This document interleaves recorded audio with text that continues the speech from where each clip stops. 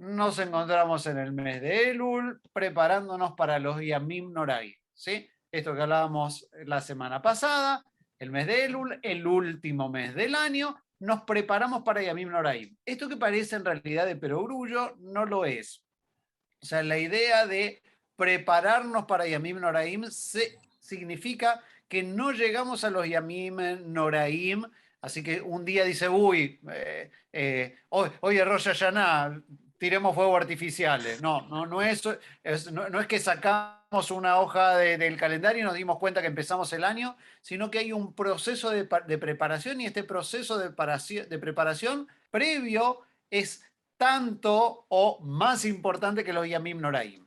Tal vez esta sea la razón por la cual el mes de Elul no tiene ninguna festividad, o sea, no tenemos ninguna efeméride, ninguna festividad dentro del calendario hebreo, y nos dedicamos pura y exclusivamente a la preparación de Yamim Noraim, como veíamos en la clase anterior, a través de la teshuvá, la reflexión, pedir perdón, reencontrarnos con nosotros mismos, en definitiva, poder tener este espacio de encuentro y de espiritualidad que nos permite, ¿sí? En definitiva, nos da la posibilidad a nosotros de sentirnos plenos, o sea, de llegar a Yamim Noraim en una forma de plenitud y de alguna forma establecer lo que nosotros entendemos como ciclo de vida, y que siempre lo repito, para el judaísmo no existe un concepto de ciclo anual, sino que hay una espiral, ¿sí? ¿Por qué no es un ciclo? Porque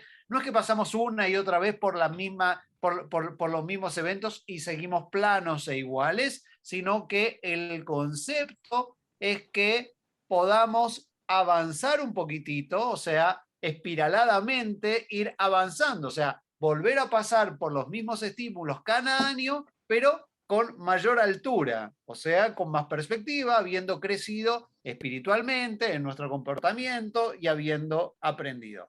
Por eso es tan importante para nosotros este concepto de prepararnos para los Yamim Noraim y no solamente con la llegada. Más allá de que vamos a ver en el día de hoy que hay ciertos elementos materiales que no nos queda más opción que preparar, ¿sí?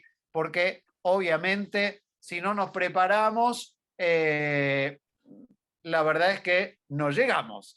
Y prepararnos significa justamente el poder llegar en buena forma espiritual, pero también en buena forma material. Hay algunos objetos, elementos y preparatorios que necesitamos llegar y que necesitamos tener para cuando llegue Rosh Hashanah. Bueno, Rosh Hashanah, ustedes ven, el nombre es cabeza, Rosh, la palabra es cabeza, y Hashanah el año. Ahí en ese dibujo se ven muchas cosas que tienen que ver con, no solo con Rosh Hashanah, también con elementos de Yamim Noraim. Ven el shofar, ven una manzana que alguien lleva, un pescado, un libro. De todo eso vamos a ir hablando a lo largo de esta clase. Incluso también ahí aparece un gallo. Eso no es específico de Rosh Hashanah, pero lo vamos a hablar, si no en esta, en la próxima clase cuando hablemos de Yom Kippur. ¿Sí? Vamos a avanzar. Es una fiesta que señala el comienzo del año judío y se considera como el día del juicio, que define el destino de cada persona en el próximo año. Las festividades judías normalmente tienen distintas denominaciones con que las conocemos. En realidad hay un nombre que siempre es el nombre más popular. En este caso de esta celebración es Rosh Hashanah, que Rosh significa cabeza y Hashanah año, y también Shana, que es la palabra año, también tiene la misma raíz que Shinui, que es cambio. Entonces se supone que es la cabeza o el comienzo de un cambio a partir de esta festividad.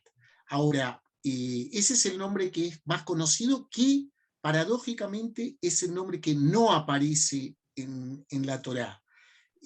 Pero sí hay otros nombres. Tampoco aparece en la Torá el día del juicio, pero ese es otro nombre que tiene la festividad, que es Yom Adin, día del juicio. ¿Por qué? Porque de acuerdo a lo que nos hablan los Jajamín, los sabios en el Talmud, este es el día en que Dios juzga a todas las criaturas por sus actos realizados durante el año transcurrido.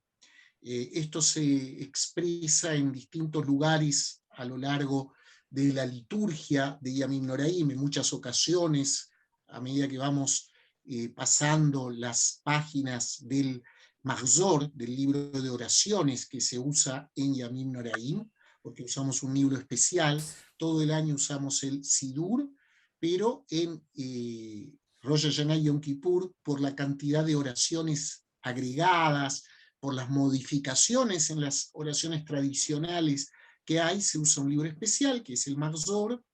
Se menciona, se habla a lo largo del Mahzor del Yom Adin, del día del juicio, y de Dios como el juez que juzga a toda la creación, ¿no? A todas las criaturas. Y entonces ese es otro de los nombres. El nombre que aparece en la Torah y que seguramente en las próximas láminas va a aparecer es el nombre de Yom Truah, día del toque del shofar. Ahí está, en el mes séptimo, al primero del mes tendréis descanso, conmemoración al son de trompetas. Ese es el Yom Truah, el día de toque de trompeta. En este caso nos referimos particularmente al shofar, ¿sí? Al toque del shofar. Eso en ese capítulo, Vaikra es el libro de Levítico.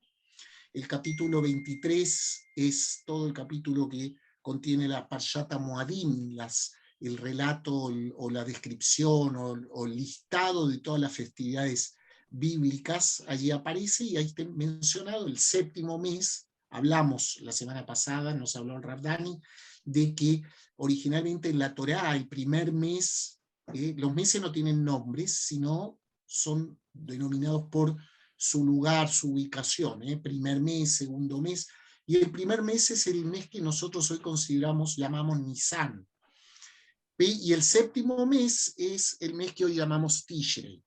Va a haber una modificación después en época del Talmud, que va a poner el año nuevo, el comienzo del año, en el mes de Tishrei, y por eso el Tishrei pasa a ser llamado de alguna manera el primer mes del año.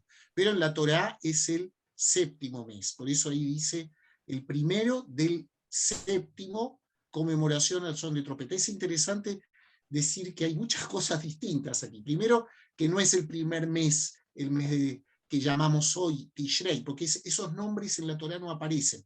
Cuando los judíos retornaron del exilio de Babilonia, trajeron nombres de origen, en cuanto a las denominaciones de los meses, de origen babilónico, y esos son los nombres, Tishrei, Heshvan, Kislev, esos son los nombres de los meses. Segundo, el primero del mes. Fíjense que nosotros hablamos de que cuándo va a ser Rosh Hashanah, cuándo va a caer. El 6 de septiembre en la noche comienza, el 7, todo el día 7 de septiembre, y el 8 de septiembre. O sea, estamos teniendo 2 días, cuando la Torá nos está hablando solamente del primer día del mes, o sea, un solo día. Y finalmente le llamamos a esta festividad, todos lo llamamos Rosh Hashanah, pero la Torá no nos habla de Rosh Hashanah, nos habla de Yom Truah. Justamente la idea, y ustedes ven ahí que hay una foto, como un dibujo, ¿sí? Con granadas, ¿no? Y las granadas en realidad son de esta época del año en el hemisferio norte. Acá ustedes recuerdan, o habrán recordado, si pudieron hacer las compras este año, ¿sí? Tenemos para el mes de marzo. ¿Sí? Los granados dan su fruto cuando, sí, a principio del otoño. Y entonces la granada es una fruta bien especial, más allá de que sea antioxidante y lo que quieran, ¿sí? La granada es una fruta, un fruto que representa, que aparece en varias oportunidades en el texto bíblico. Enseguida vamos a ver, es uno también de los símbolos de Rosh Hashanah, ¿sí? La granada, que se llama rimón en hebreo, primero y principal es uno de los frutos con los que fue bendecida la tierra de Israel. O sea, la tierra de Israel tiene 7 frutos con lo que es bendecida y uno de ellos es la granada.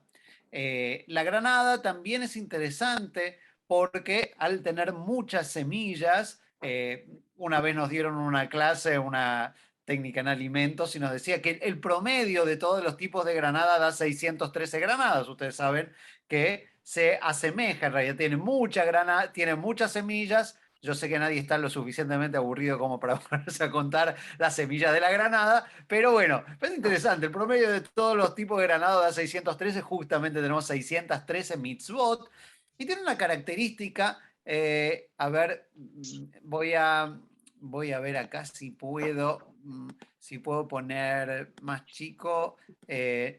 La granada, no sé si alcanzan a ver, está cortada acá a la mitad. ¿Sí? Ven que tiene acá como una especie de coronita arriba, ¿no? Donde se abre la flor, ¿sí? Y en el fruto tiene arriba como una especie de coronita.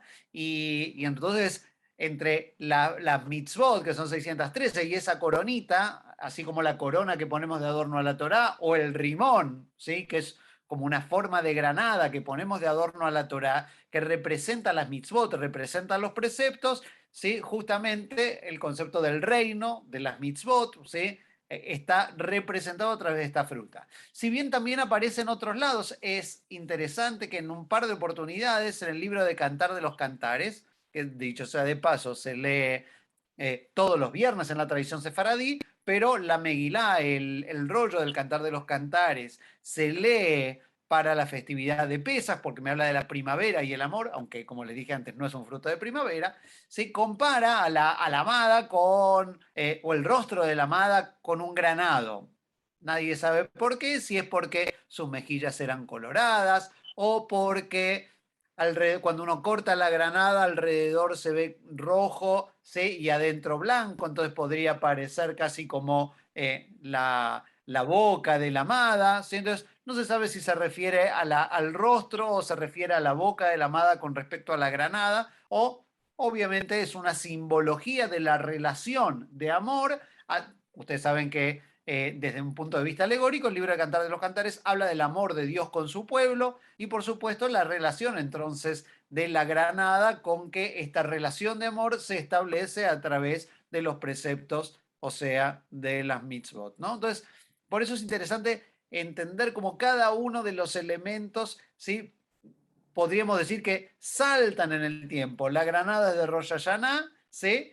Y por lo tanto, esto está relacionado con el séptimo mes del año, donde volvemos a revivir la ley, donde volvemos a renovar la ley, y a pesar de que, según la Torá, no sea el primero, sino sea el séptimo, significa que es un momento que nos renueva o nos recuerda el tema de la ley.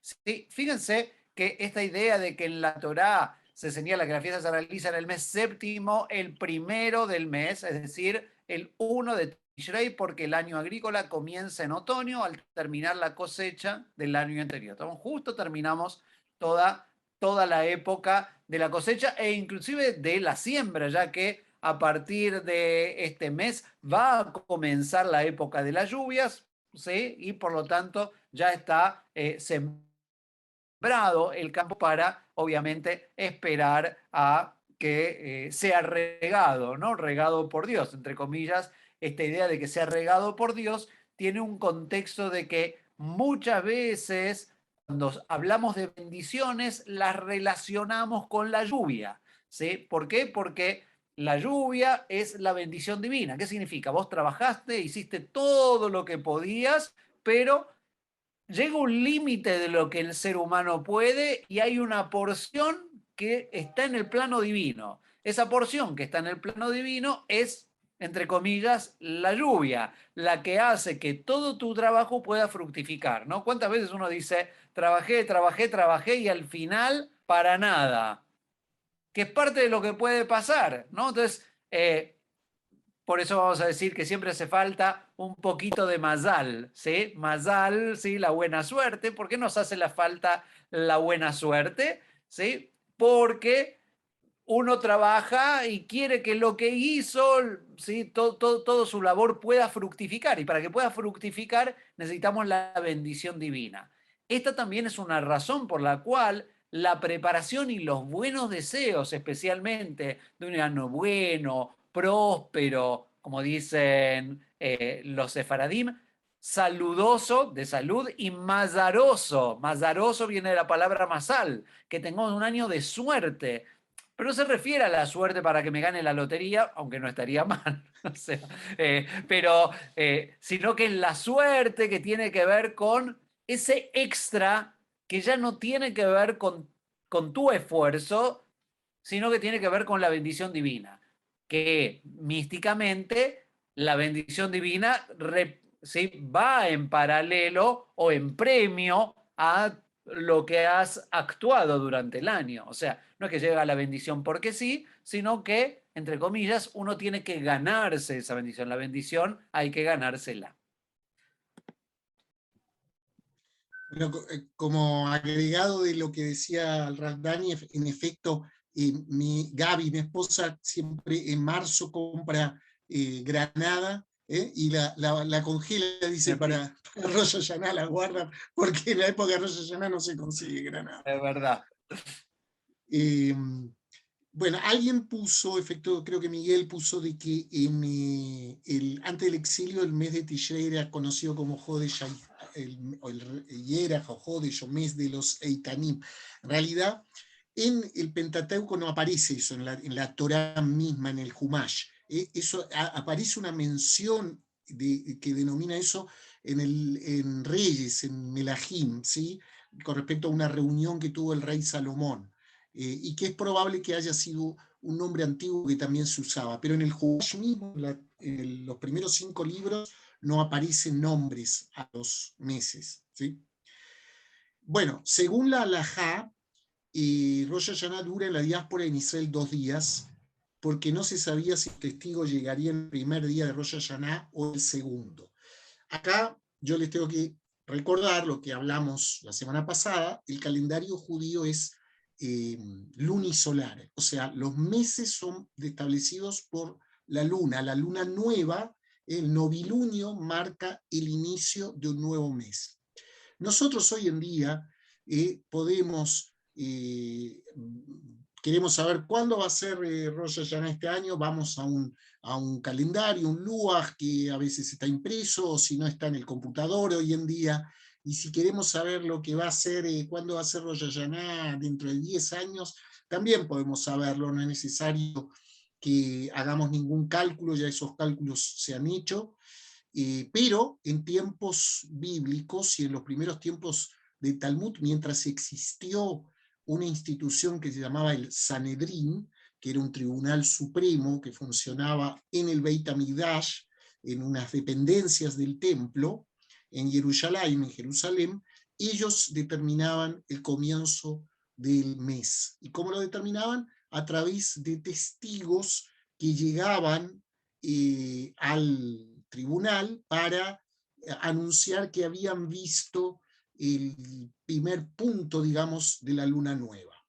De todas maneras, los meses no podían durar más de 30 días, por lo tanto, suceda lo que suceda, el mes o tenía 29 o tenía 30, pero era un sistema determinado por testigos que atestiguaban, y el Sanedrín decretaba el comienzo de un nuevo mes y lo anunciaba a través de mensajeros a todo el país. Y en el caso de cuando existía ya una comunidad judía muy importante en Babilonia, había un sistema de señales que está relatado en el Talmud, de señales de fogatas que se hacían entre colinas para anunciar la llegada de un nuevo mes. Ahora, ¿por qué era importante la llegada de un nuevo mes? Porque la llegada del mes significaba cuándo se iba a celebrar una festividad, y podía haber un día de diferencia, o podía haber una demora en estos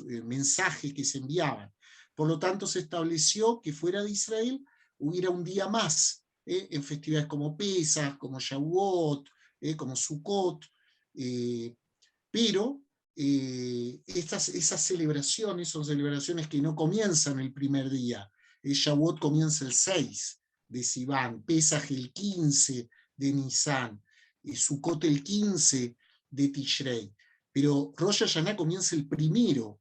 Entonces era probable que incluso dentro de Israel el aviso no alcanzara a llegar a tiempo, y entonces se estableció que hubiera 2 días de celebración, tanto en Israel como en la diáspora. Por eso Rosh Hashanah también en Israel son 2 días. Yom Kippur es un ayuno de 25 horas, y entonces no se podía obligar a alguien a ayunar 48 horas o más, por lo tanto quedó fijado un solo día, tanto en Israel como en la diáspora. Ahora, como dijimos, Rosh Hashanah es considerado como un día en que se corona a Dios como el Rey del mundo. Esto hace que, como dijimos antes, en las páginas del Marzor aparecen muchas menciones a Yom Hadin, día del juicio, y Dios como el juez de toda la creación. Y también en muchas menciones a Dios en los textos de Yamim Noraim aparece la expresión de Dios como el rey, Amelech. Nosotros hacemos ahí una oración con la que se empieza ya a desarrollar el servicio en la mañana de los Yamim Noraim, donde se entona así de manera extendida la expresión Amelech, el rey.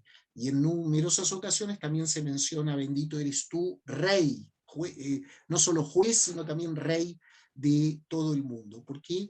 Porque es el día donde está considerado que el mundo fue creado, y el rey de la creación es Dios, la divinidad. Y por lo tanto, en este día, este rey al que se puede llegar durante todo el año, él se dice, así como el rey una época del año sale en persona, en cruzarse, encontrarse con sus súbditos, hay una época del año donde Dios como rey también se cruza directamente con sus súbditos, en este caso toda la humanidad, todas las criaturas de la creación. Un elemento extra, lo que nos comentaba el Rabbi Efraim con respecto a estos días, es que cuando existen muchas veces en nuestro calendario Rosh Hodesh, el principio del mes, que cae el día 30 y el día primero del mes siguiente.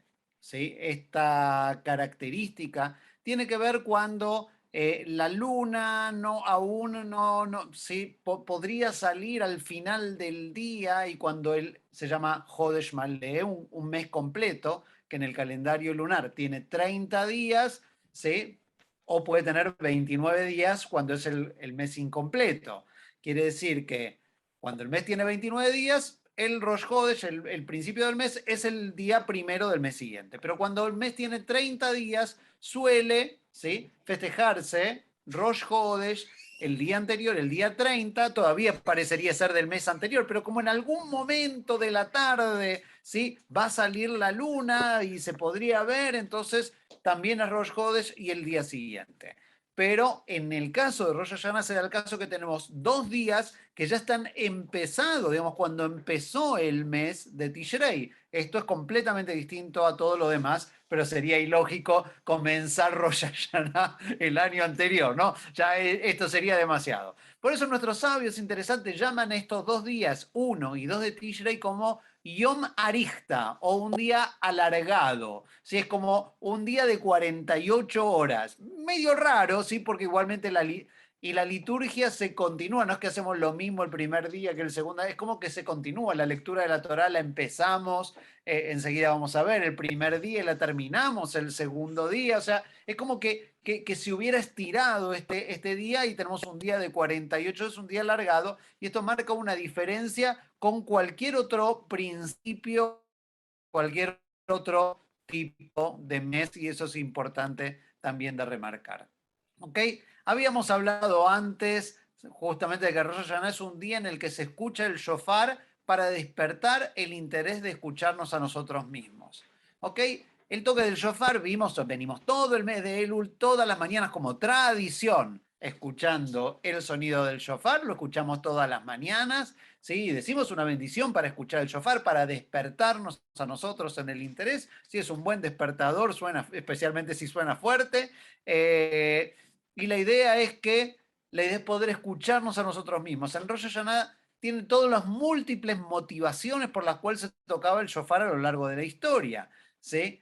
Para recordándonos el carnero que quedó atrapado en el sacrificio de Isaac, recordándonos el shofar que sonó en el monte Sinai cuando se entregó la Torá, recordándonos las trompetas y los shafarot que sonaban cuando había que salir a la guerra, la alarma, la idea de que se tocaba el shofar para congregar a la gente. Todo eso funciona de la misma manera. La alarma para despertarnos, la congregación para congregarnos en las sinagogas o en el Zoom hoy en día o en los computadores o como vayamos a vivir Rosh Hashanah este año. ¿Sí? La idea de recordarnos, obviamente, la ley, como hablábamos antes, a través de la granada, también a través del shofar, y por supuesto también recordarnos el sacrificio de Isaac, recordarnos este concepto de continuidad, ¿sí? Que está dado a través de este ritual de pasaje de la generación de Abraham a la generación de Isaac, y para nosotros no solamente es importante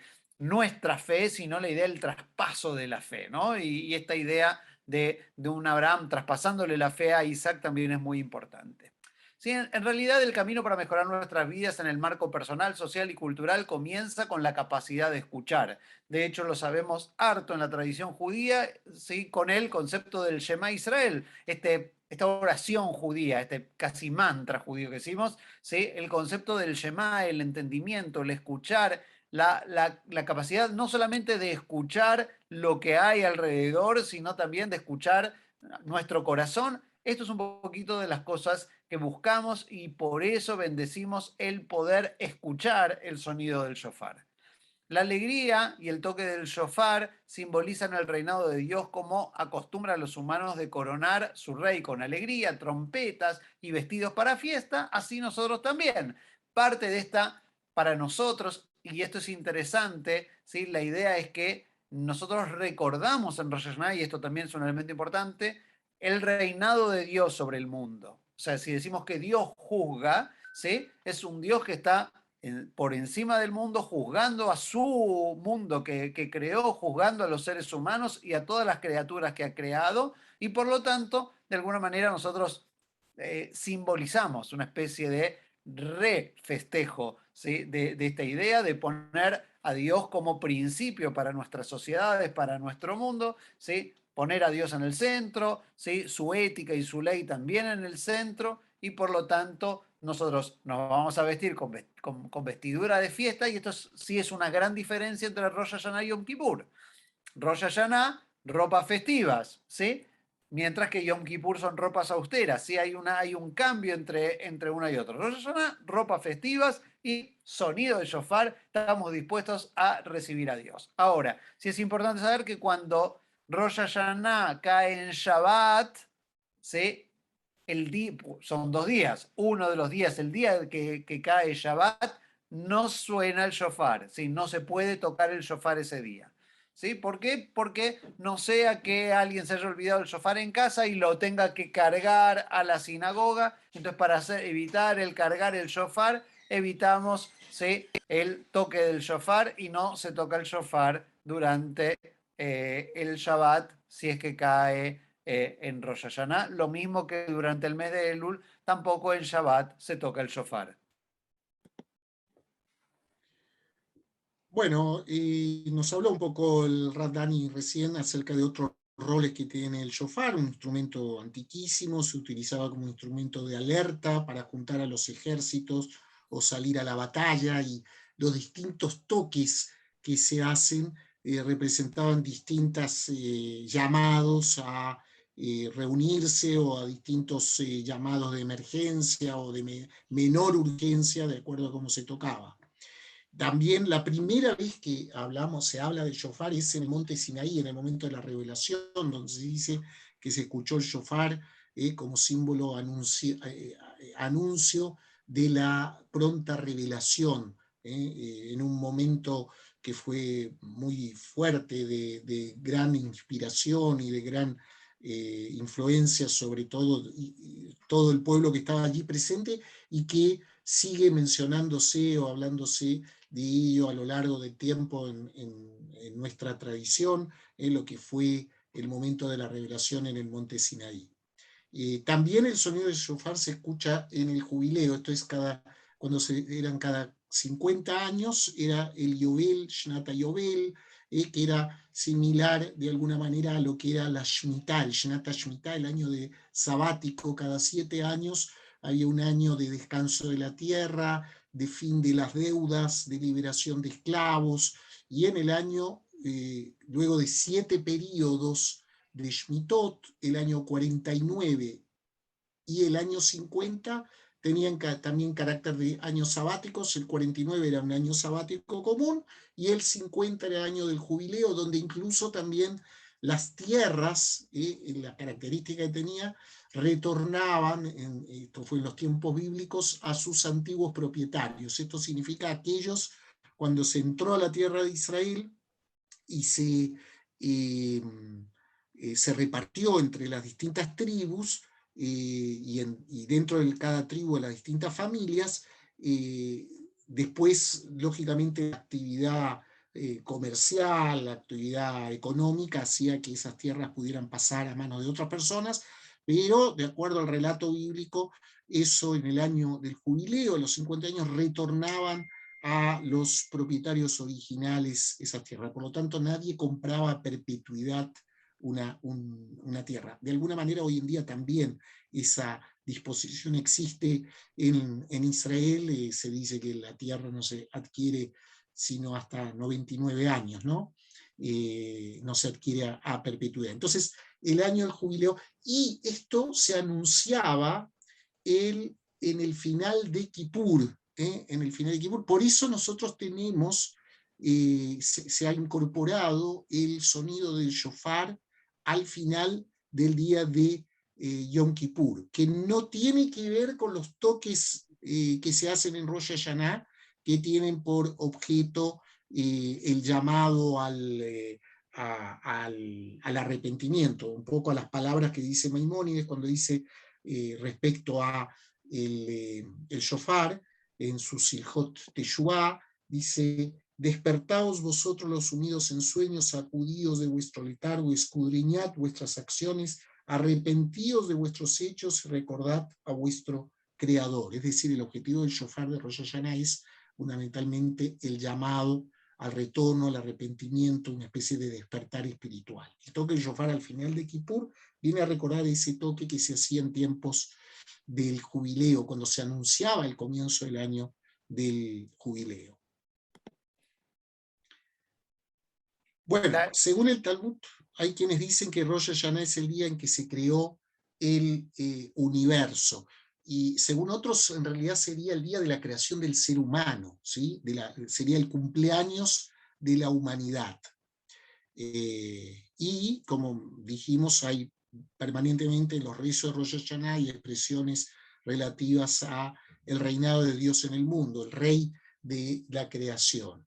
Y por lo tanto es un día de juicio, de introspección, de balance de nuestros actos. Es el día en donde se dice que Dios juzga a todas las criaturas. En la tefilá Unetane Tokef, que es una tefilá que recitamos en el Musaf de Rosh Hashanah de los 2 días y también de Yom Kippur, hay una mención a todos los seres que pasan de manera poética, de alguna manera se expresa que todos los seres pasan delante de Dios, que como juez va determinando los conductas, los actos de cada uno, y va determinando qué es lo que va a suceder con cada uno de nosotros, cuál será el veredicto del juez. Otro de los nombres que también se menciona en el Talmud relativo a Rosh Hashanah es Yom HaZikaron, día del recuerdo. Hoy en día nosotros llamamos Yom HaZikaron al día previo a Yom Ha'atzmaut, el día del recuerdo de los caídos en las guerras de defensa de Israel, y también caídos en episodios de terrorismo, de actos terroristas. Pero en tiempos antiguos, Yom HaZikaron era también uno de los nombres que tenía Rosh Hashanah. ¿Por qué día de Zikaron es recuerdo? Porque Dios recuerda como un juez que tiene que tener en cuenta todas las conductas de la persona a lo largo del año, recuerda cada uno de los actos que hace la persona y en base a eso determina su sentencia. Un poquito la idea de lo que nos cuenta Efra, ¿sí? Tiene que ver principalmente con la idea de prepararnos, ¿no? Por eso nos vamos preparando para este juicio tan especial, ¿sí? Con respecto al concepto de si es el día que se creó el universo o la creación del hombre, estamos hablando, uno podría decir, uy, mirá, acá tenemos una diferencia entre el primer día y el sexto día, ¿sí? Pero, por supuesto, podríamos decir, entonces quiere decir que si el hombre fue creado en el día sexto, digamos, el universo fue creado 5 días, digamos, 5 días antes, o sea, el 24-25 de Elul. No, esto no es así. El tiempo previo a la existencia del hombre no tiene ningún sentido. Interesantemente, el sol y la luna y las estrellas, digamos, como elementos que nos marcan la temporalidad, también fueron creados en el cuarto día de la creación. Quiere decir que el concepto de que fue la tarde y fue la noche, ¿sí? Para nosotros no es un tema temporal, ¿sí? Sino que hay una atemporalidad en todo lo que está relatado previo a la creación del ser humano, y esto es sumamente importante, pero bueno, el Rabbi Efra y yo, que ya pasamos los 40, podemos estudiarlo. Ustedes que todavía son jóvenes, dicen que no se puede estudiar el texto de Génesis porque es demasiado místico, así que no nos vamos a enroscar con eso y con la dificultad de qué es el relato o los relatos que hay sobre el tema del Génesis. Y esa también es una de las razones por las cuales en Rosh Hashanah nosotros no leemos el texto de Génesis, nosotros no leemos Génesis 1 para empezar Rosh Hashanah, porque alguien diría, bueno, si estamos hablando sobre la creación del universo, la creación del hombre, la lógica indicaría que tenemos que utilizar el texto de Génesis para referirnos históricamente, ¿sí? al mismo tema. Y sin embargo, la Torah nos lleva hacia otro lado, nos lleva a leer el texto de Akeidat Yitzhak, ¿sí? Que vamos a ver enseguida. ¿Ok? De acuerdo al Talmud, en Rosh Hashanah se abren 3 libros, ¿sí? Que se abren frente al Kadosh Baruj Hu, frente a Dios.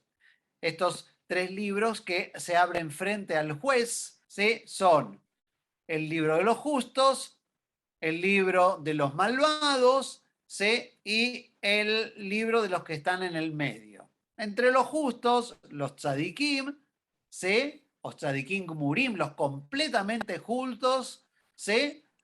Son juzgados, inmediatamente son anotados para una buena vida. Los Reyaim Gemurim, los completamente malvados, ¿sí? Están claramente, ¿sí?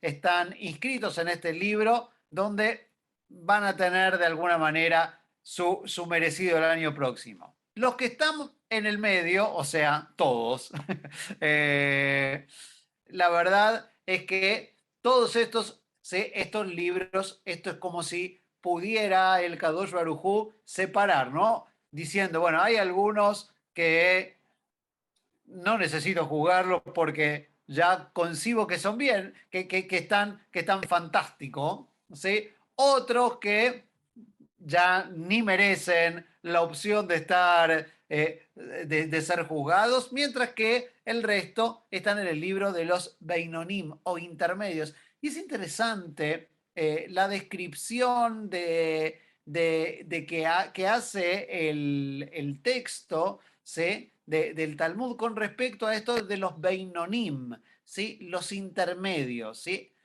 Y uno podría decir, bueno, ¿intermedio en qué? Intermedio, soy un intermedio entre lo bueno y lo malo, soy un intermedio, ¿sí? Entre este plano y otro plano, ¿no? O sea, la idea es de mirar al ser humano como un proceso, ¿sí? Como algo que está entre medio. Nunca estamos, ¿sí? En general, en uno o en otro platillo donde no merecemos ser juzgados, sino que se llama Yom Adin, el día del juicio, ¿sí? Porque en realidad estamos en un proceso y entender el entendimiento de nuestra vida, el entendimiento de nuestro calendario, de nuestro devenir como un proceso, es algo muy interesante, ¿sí? De la postura judía con respecto al análisis de este momento. ¿Sí? Y por eso, digamos, nosotros nos vamos a saludar una vez que termina Rosh Hashanah, el mismo día que termina Rosh Hashanah, hasta Rosh Hashanah dijimos Shana Tová, que tengas un buen año. Pero cuando terminó Rosh Hashanah ya decimos Gmar Hatima Tová, o sea, que la finalización de la rúbrica de nuestro juicio sea para bien. O sea, inclusive los Yamim Noraim también son un proceso, también son Beinonim, también es un intermedio, ¿sí? Esto es como si fuera una especie de paréntesis en el tiempo que se abre en el cual nosotros definimos nuestro futuro. Así como hablábamos sobre la Teshuvá, sobre el arrepentimiento la semana pasada, como que nuestra próxima acción define el resultado, o sea, si vivo en equilibrio, mi próxima acción va a inclinar la balanza para el lado positivo, tanto en lo personal como si todo el mundo estuviera en equilibrio y mi próximo paso puede definir si vamos a ser juzgados para bien o para mal.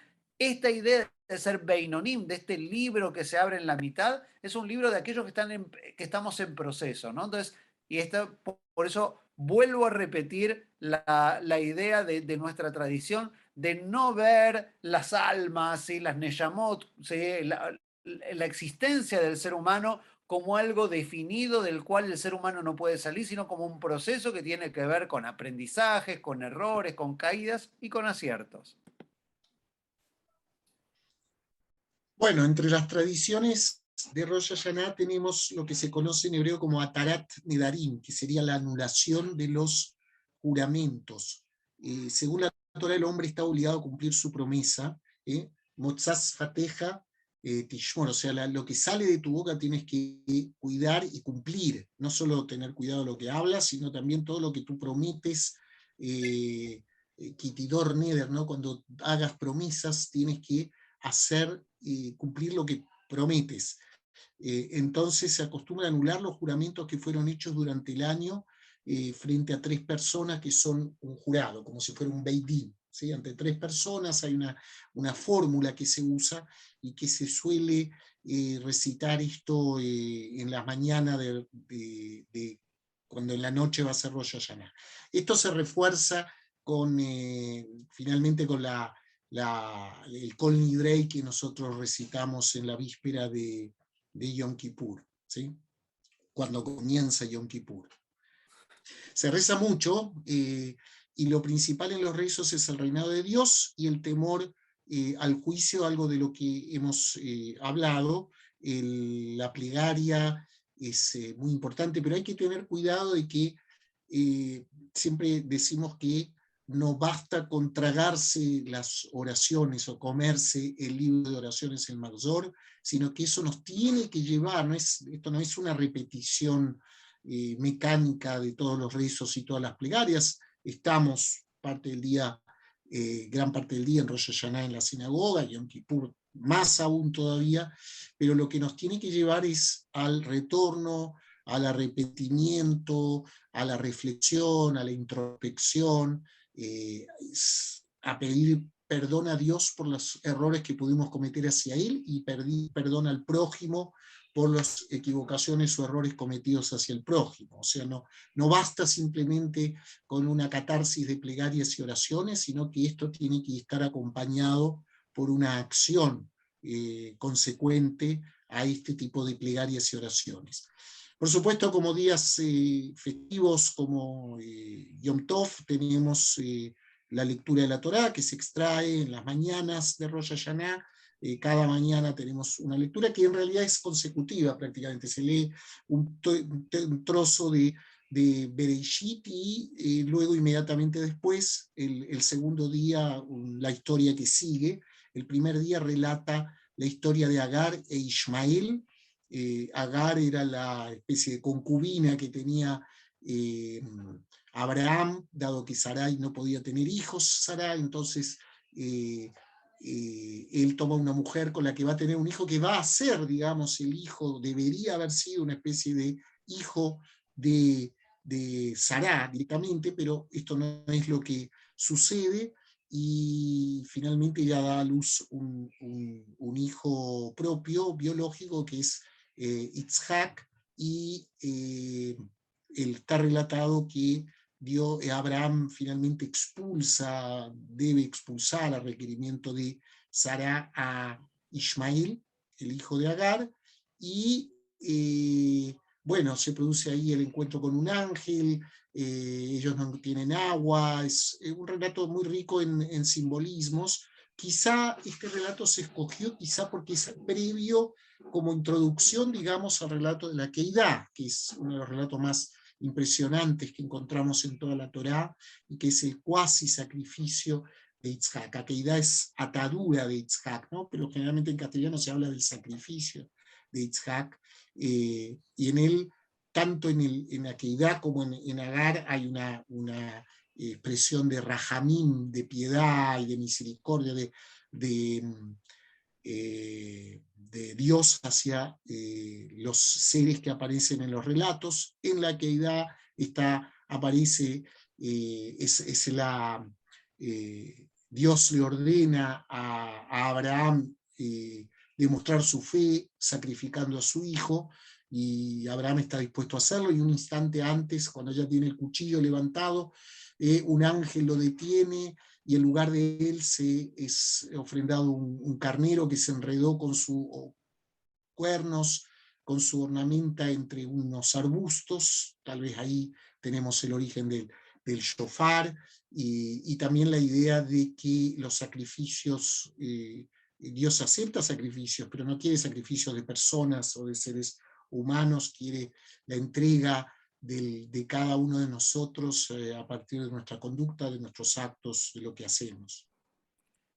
Sí, una de las cosas más interesantes de ambos textos es las múltiples lecturas y los paralelismos que hay en estos textos. La verdad que sí los invitamos, aprovechamos ahora, los invitamos con tiempo para poder leer y profundizar en estos textos, ya que son inspiracionales, ¿sí? Y es interesante a veces, en general, ¿no? Las preguntas que recibimos los rabinos con respecto a estos textos son variadas de acuerdo al momento y a la experiencia de vida que tiene cada uno, ¿no? Y hay siempre una nueva lectura de estos textos, los cuales, como nos hablaba el Rabbi Efraim, son de una profunda riqueza, y los invitamos sí a estudiarlos para no llegar ese día, bueno, a ver qué prédica nueva se inventa el rabino. Digamos, llevamos 3.500 años leyendo lo mismo para Rosh Hashanah, vamos a leer lo mismo, pero así que les pasamos un poquitito la pega a ustedes de leerlo, buscar antes, y que tengan este material realmente para reflexión y para consultar con nosotros, ¿no? El shofar antes de Tefilat Musaf, ¿sí? Obviamente que todavía estamos en el servicio matutino, después de la lectura de la Torá, tocamos el shofar, la tequía, como vimos la semana pasada, un toque largo, los shvarim, 3 toques cortos, como gemidos, y la truá son 9 toques rápidos que se llaman aullidos. En definitiva, se escucha 30 veces, y en total, en todo Rosh Hashanah deberíamos escuchar 100 veces el shofar. ¿Sí? Hay varias oportunidades, hay un servicio posterior de Malhuyot, de Shofarot, ¿sí? Justo al final de Musaf, cuando ya todos se están yendo para el almuerzo, pero no les digo de si llegan tarde tienen la oportunidad igual de escuchar el shofar, pero sí también se escucha más tarde. ¿Ok? Como le dije, Hassal dice que no se toca el shofar, si Rosh Hashanah cae en shofar, ¿sí? Y por supuesto que así como vimos cómo se saludaba después, antes de Rosh Hashanah, hasta la víspera de Rosh Hashanah, nos saludamos, Le Shana Tová, Tija Tebu, Beteja Temu, ¿sí? Algunos agregan Lejaim Tobim, para una buena vida.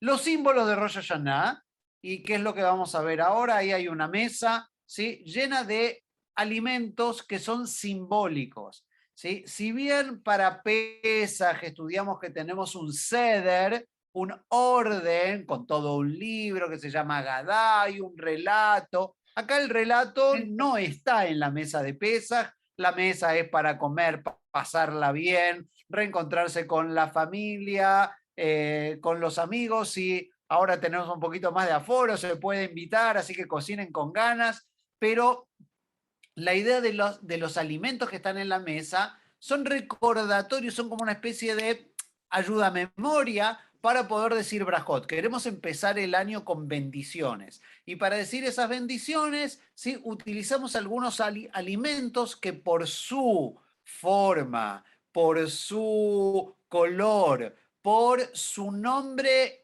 y las letras en hebreo que coinciden con determinado verbo, tanto en hebreo como en arameo, y que nos recuerda algo que tenemos que bendecir, ¿sí? Se utilizan como un sistema memotécnico para poder decir bendiciones, porque la idea es disparadores, ¿sí? Es un disparador, llenar la mesa de disparador y poder no solamente sentarnos y comer y pasarla bien, sino también decir bendiciones.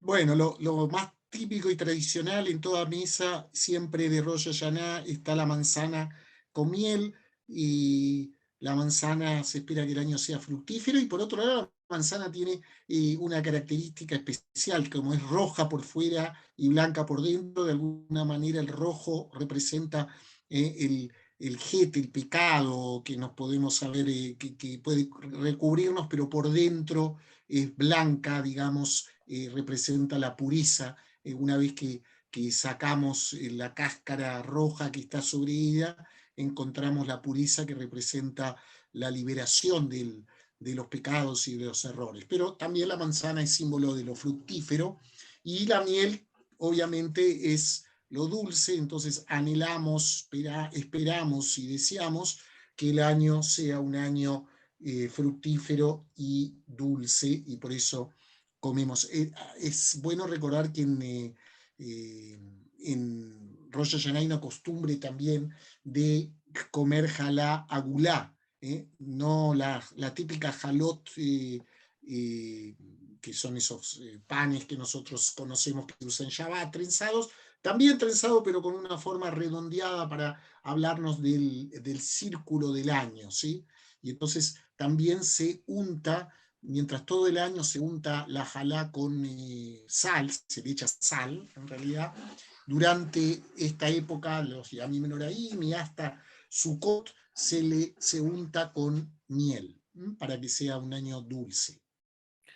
Otra de las También se tradiciones come. es poner una cabeza en la mesa. Yo creo que esto era para asustar a los niños, digamos. No sé por qué.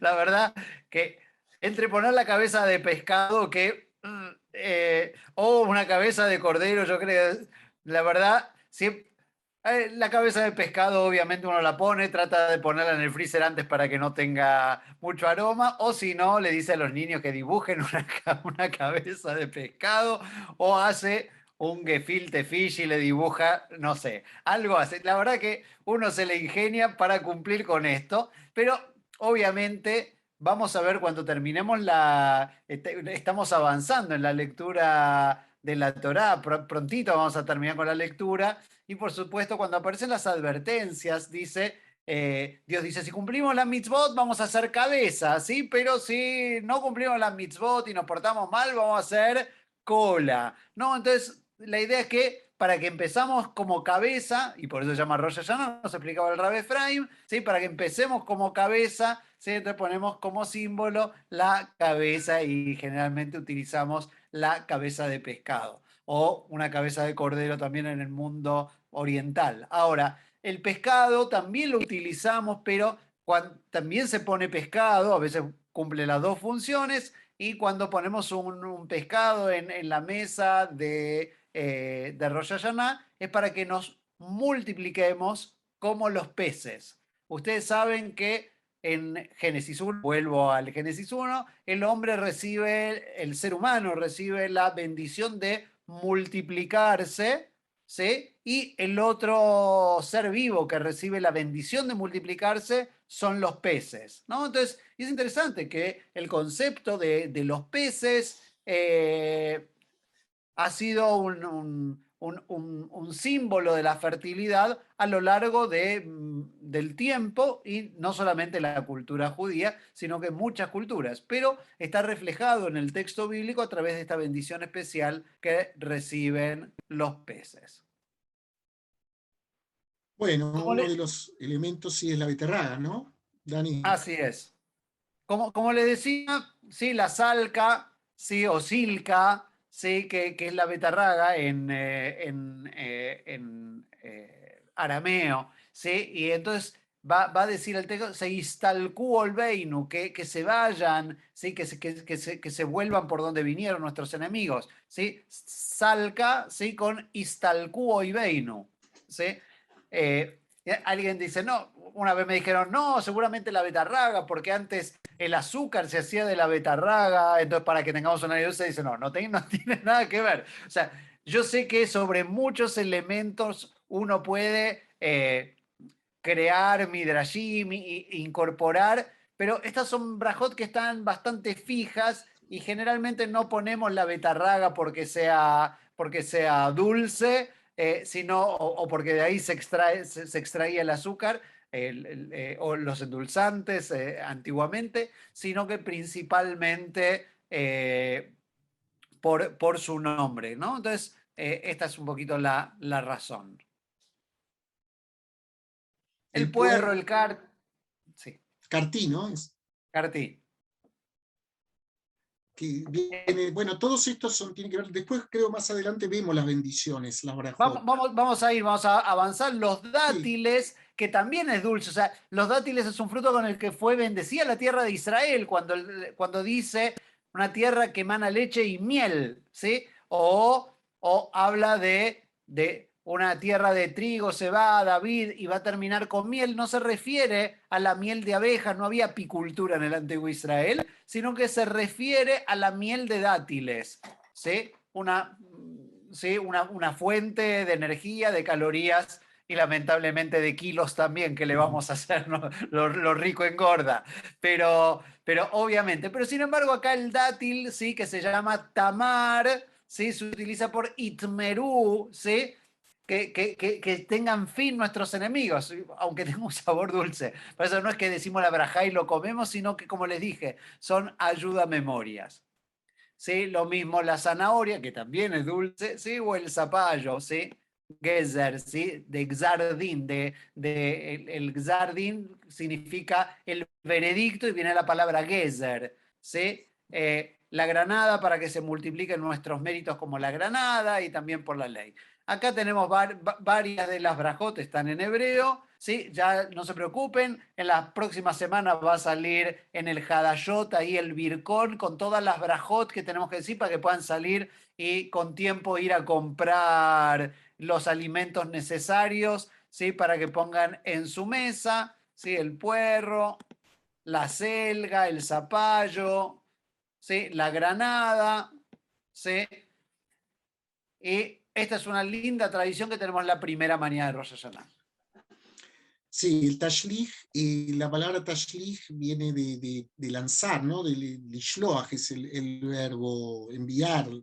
El primer día de Rosh Hashanah, generalmente en la tarde, o sea, el primer día en la tarde, a menos que sea sábado, el primer día, se va a la orilla de la playa o del río o de alguna fuente de agua y se dice un rezo conocido como Tashlich, ya que dentro de la plegaria, es una plegaria muy corta, donde se dice que se lanzarán todas las faltas al fondo del mar, se tirarán. Entonces, la gente normalmente puede llevar algunos llevan pancito o piedritas, un pedacito de pan o piedritas, y los lanza. Simbólicamente nosotros nos desprendemos de nuestros pecados y nuestros errores y los lanzamos a las profundidades del agua. Y si no estamos cerca o no podemos hacerlo sobre alguna fuente de agua o algo que tengamos con agua, y de esa manera simbolizamos en lo posible, si puede haber peces mejor, porque es una fuente de agua donde corran peces, porque eso nos indica de que estamos tirando nuestros pecados y nuestros errores. Esta es una tradición bien simbólica y bonita que se hace en Rosh Hashanah. La verdad que en estos últimos años, que a veces se complica ir hasta fuentes de agua, Claro. ¿sí? Tiene que ser un lugar que tenga peces. Sí, a veces hemos comprado algunos peces y lo hicimos para que se lo lleven lejos. Y bueno, no siempre se puede, ¿no? No siempre estábamos cerca del río a lo largo de la historia. Las grandes ciudades hacen más difícil. El Mapocho a veces no tiene agua. Espero que ahora con las lluvias algo más de agua tenga. Pero la idea es poder ir y tirar. Hay un simbolismo. ¿Se acuerdan que cuando llega Pesaj uno revisa los bolsillos a ver si le quedaron algunas miguitas, ¿sí? de Hametz, ¿sí? A ver si le quedó algo que leudara representando el alma? Bueno, es interesante que nosotros ahora aquí también llevamos nuestras miguitas y las largamos, ¿no? Entonces, fíjense que hay una especie de la emotiva, algo que vuelve una y otra vez, el vaciar nuestros bolsillos, el sacar nuestras migas, en llevar esas cosas, ¿sí? que de alguna manera puedan sacar nuestras transgresiones. ¿No? Vimos recién lo de En el la Parque cabeza. Bicentenario, ahí hay pececitos. ¿Cómo? En el Parque Bicentenario hay una lagunita con peces. Claro, pero queda para ir caminando queda lejos de la sinagoga. De hecho, varios años lo que hicimos fue compramos pececitos y la verdad es que bueno, no, después a la parrilla no, compramos pececitos, después lo guardamos en una pecera, duraron a pesar de cargar con todos los pecados. En el parque intercomunal ¿Okay? también hay laguna con peces, ¿no? Así es. Sí, Hay sí. hay una costumbre de no dormir durante el día, algunos no duermen durante la noche de Rosh Hashanah porque dice, quien se duerme en Rosh Hashanah, se duerme su suerte, ¿sí?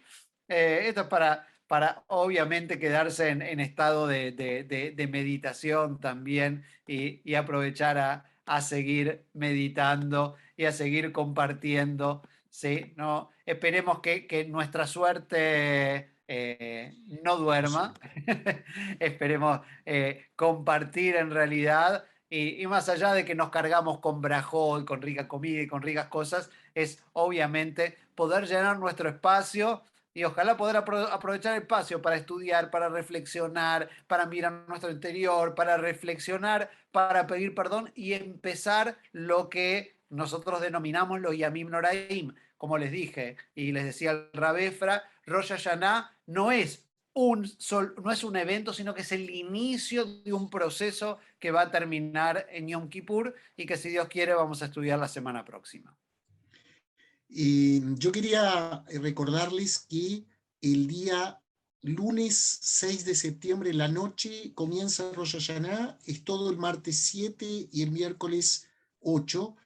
Y aquellos que no los han llamado de la comunidad, por favor, contáctense con la comunidad para los servicios. Tenemos aforo, hay que inscribirse, y si no, el que no quiera o no pueda, por streaming, pero necesitamos que ustedes se contacten con la comunidad para inscribirse para los servicios, tanto de Rosh Hashanah como Yom Kippur. Yom Kippur es el miércoles 15 en la noche y todo el jueves 16. Bueno. Bueno, Javerín, nos vemos si Dios quiere el lunes próximo para, para terminar este ciclo estudiando sobre Yom Kippur y el cierre de los Yamim Noraim. Y bueno, con el curso igualmente después vamos a seguir profundizando. ¿Sí? Erev Tov, buenas noches a todos. Gracias. Gracias. Nata, quédate así, nos quedamos. Aprendí un montón de cosas que no conocía. Gracias, Geraldine. Gracias, Geraldine. Es cierto, siempre estamos aprendiendo. Estupendo.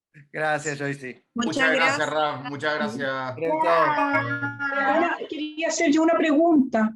Sí. La Torá nos dice que hay que tocar todo el mes de Lul el shofar, ¿no? No, es una tradición. Ya. Posterior. Yo también tengo una pregunta. Sí, dale, Maca. ¿Cómo son las actividades de ahora? Ahora vamos a empezar a ir a la sinagoga. ¿De la sinagoga?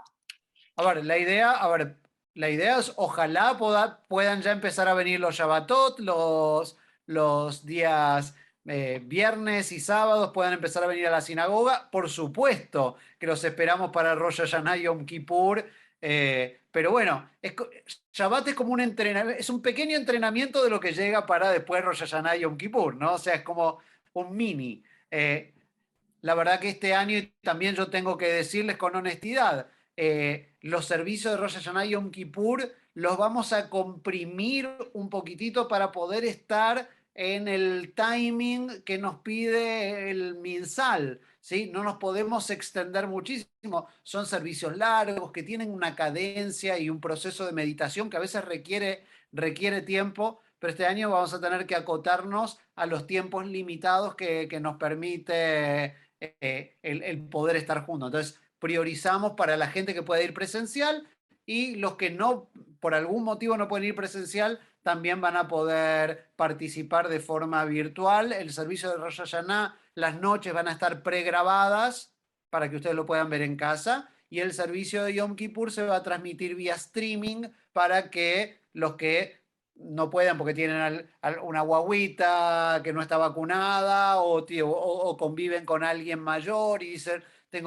no sabemos. Por ahora planificamos, como están las cosas hoy, vamos a tener cierto aforo y vamos a poder estar, pero el de arriba sabe, el hombre planifica y Dios decide. Dani, ¿qué significa que las noches van a estar pregrabadas?